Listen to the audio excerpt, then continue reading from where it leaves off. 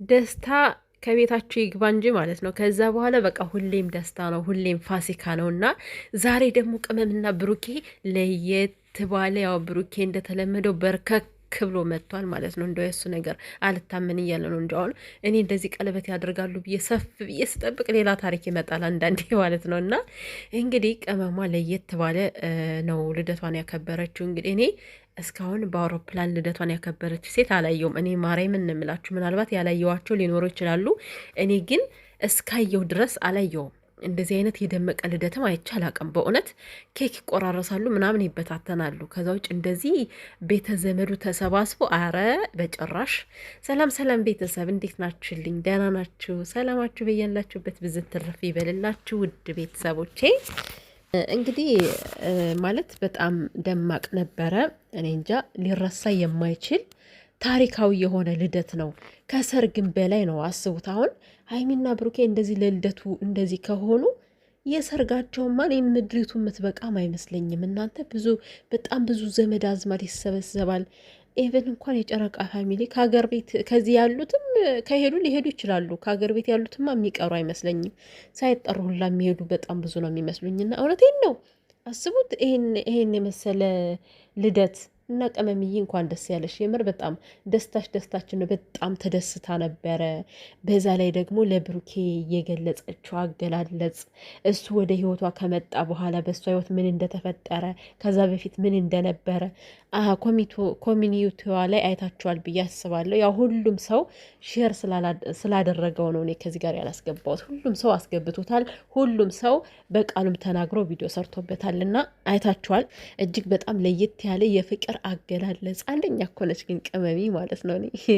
ፍቅር ስትገልጽ የምር ትችላለች እና ጓደኞቹ አልቀሩም። እንደገና ያልተጠበቁ ሰዎች ሁሉ መጥተዋል። እና ይሄ ራሱ ስላየሁት ገረመኝ። እንዲህ ከነ ሀይሚና ከነ ብሩኬ ጋር ያን ያክል ብዙ አይተነው አናቅም እንጂ ጭራሽ አይተነዋል የሚባል ነገርም አይደለም። እና ግን በልደቷ በቃ በጣም እንትና ደግሞ መጣ እንጂ ማን ነበር ይሄ ቲክታክ ላይ ያለው ጓደኛቸው በልይ በላቸው። ኧረ ያሌለ ሰው የለም። እውነት እጅግ በጣም ደስ የሚል ነበረ። ሌላኛው ደግሞ በጣም ያሳቀኝ ነገር ማለት ነው ምግብ ሲበሉ እነ ሀሰን እነ ኤፍሬም ድንገት እየበሉ ካሜራው ሲያቸው አቤት ያደነጋገጣቸው። ምን አስደነገጣችሁ እንዴ? ሰርቃችሁ አይደለ? የምሬን እኮ ነው። እኔ ያሳቆኝ ሲቅበዘበዙና ብቻ በእውነት በጣም ደስ የሚል ፕሮግራም ነበር። ብሩኬም ራሱ ገና ከመግቢያው በጣም ብዙ ነገሮችን እያወራ ነበረ። እኔ ምን ከሰዎች ላይ ምን ያስደስተኛል መሰላችሁ? የእውነት የነምላችሁ አንድ ሰው የተደረገለትን ውለታ የማይረሳ ሰው በስማም ያ ሰው ለእኔ በጣም ትልቅ ሰው ነው እና ብሩኬ ስለ ሀይሚ በጣም ብዙ ጊዜ ነው የሚገልጸው። ያ ነገር በጣም ነው የሚያስደስተኝ። በነገራችን ላይ ያው ብዙዎች እንደሚያስቡት አይደለም ብሩኬ።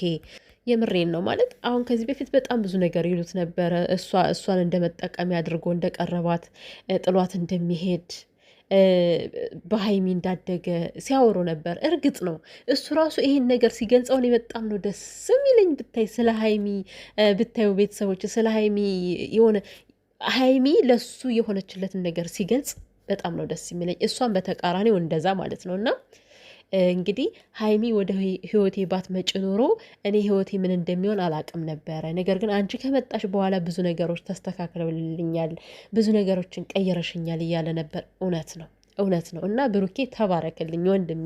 እንደዚህ በቃ እውነታውን ውጥት አድርጎ የሚናገር ሰው በአጭሩ በጣም እጅግ በጣም መልካም የሆነ ሰው ነው። እና ያው ብሩኬ እንግዲህ በመልካምነቱ አይታማም፣ በሸበላነቱ አይታማም፣ በየዋህነቱ አይታማም ማለት ነው። የኛ ቦቧችን የኛ ወንድም የሀይሚዬ ደግሞ ሸበላው ባሏ የልጆቹ አባት እና ፈጣሪ አምላክ አንድ ያርጋቸው። እንግዲህ ዛሬ ደግሞ ለየት ባለ ነገር መጥተዋል። እንዳያችሁት ነው ፎቶውን።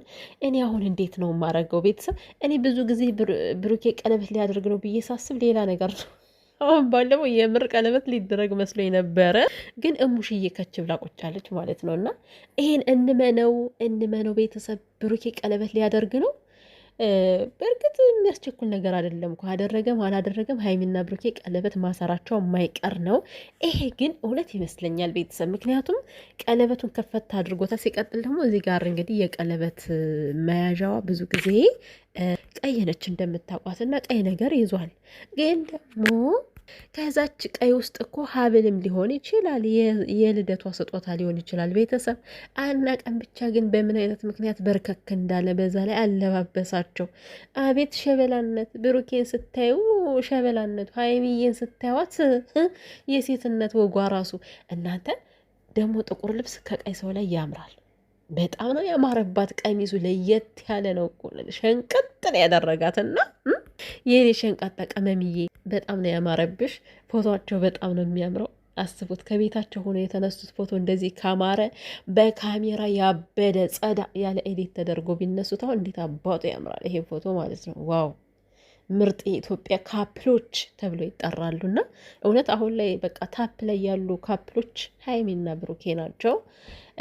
ድሮ አብርሃምና ሩታ ነበሩ። የአብርሃምና የሩታ ነገር አሁን ትንሽ ከባድ ሁኔታ ላይ ስላለ አሁን ላይ ደግሞ ሀይሚ ብሩኬ እውነት አንደኛ ናቸው የኔ ውዶች። እና እንግዲህ እስቲ ቀለበቱም ይሁን ሀብልም ይሰርላት ምንም ያድርግላት፣ ዋናው እነሱ በሰላም ይምጡልን ነው።